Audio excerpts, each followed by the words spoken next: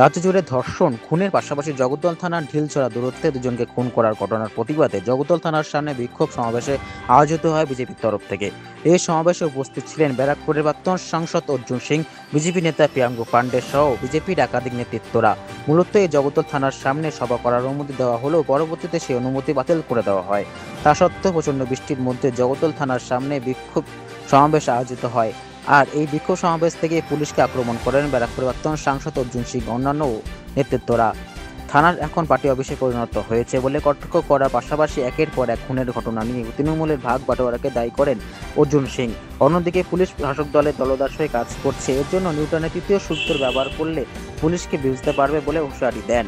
এছাড়া পুলিশ বারবার করে বিজেপি সভা সমিতিকে বাধা দেওয়ার চেষ্টা করছে, এর ফলে ভুগতে হবে পুলিশকে বলে হুঁশিয়ারি দিলেন অর্জুন সিং। और वो सोचता है कि उसको हम लोग भगवान समझते हैं, उसको भगवान आप लोग समझते हैं। घबराइएगा मत।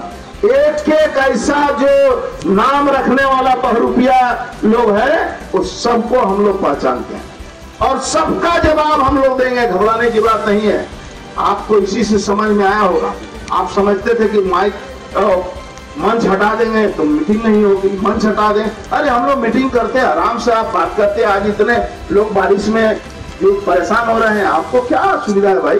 गणतंत्र में दुर्भाग्य है गणतंत्र का कि आपके सामने आपको आपके खिलाफ आपको ही सामने बोलना पड़ता है। ये गणतंत्र में परमिशन दिया, अगर परमिशन दिया है आपने हमारा मीटिंग करता, वोटे कौन है रोकने वाले भाई? आप समझते हैं कि थाना के सामने आके रोक देंगे? अरे भैया आपको भी यहीं रहना है, आपको भी यही ड्यूटी करना है, हम लोग को भी यही घूमना है, यही रहना है। अशोक साहब अगर तृणमूल कांग्रेस तक नहीं थी, उसका 7 बाप भी आके यहाँ चाहता तो ये हत्या नहीं करा पाता। लेकिन दुर्भाग्य था कि वो आदमी तृणमूल कांग्रेस करता।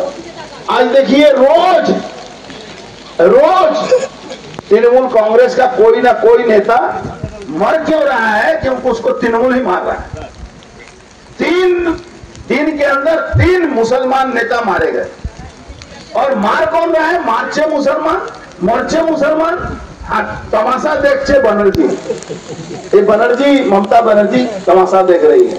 और उसके बाद भी हमारे जो मुसलमान लोग हैं वो ये मजा ले रहे हैं। यहाँ जो हत्या हुई है उसके बाद उसके भाई की हत्या करके नाली में डाल दिया। ये मामला भी सेंट्रल एजेंसी इंक्वायरी करेगी, एनआईए इंक्वायरी करेगी और इसका भी कोर्ट से ऑर्डर होगा।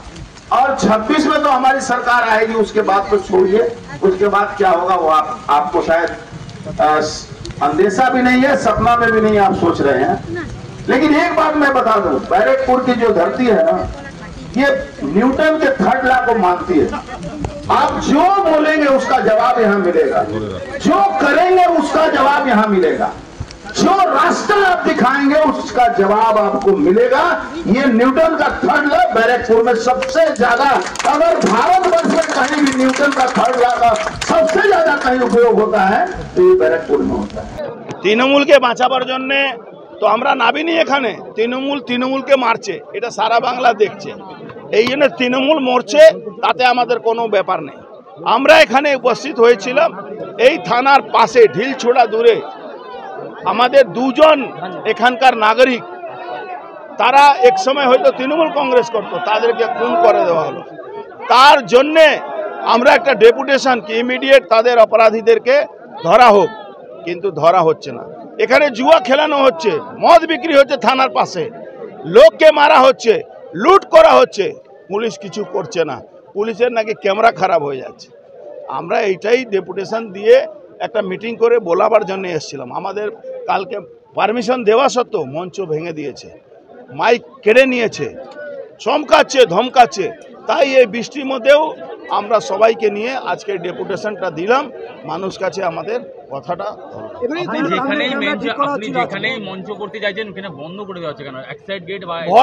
ভয় এই ভয়টা ভালো লাগছে, এই ভয় হওয়া দরকার। ও होगा, उससे कोई फर्क नहीं पड़ता है। और मरेगा लोग, ये इतना लूट खसोट में पड़ेছে, এরা আরো মরবে। ভাই এই ধর্ষণের সরকার আছে, বাচ্চা মেয়েকে ধর্ষণ করছে। তৃণমূল আর মমতা ব্যানার্জি অনুপ্রেরণায় এই ধর্ষণটা আবাদ গতিতে চলছে। ধর্ষণ বন্ধ করতে পারছে না মমতা ব্যানার্জি। মমতা ব্যানার্জিকে ইমিডিয়েট পদত্যাগ করতে হবে।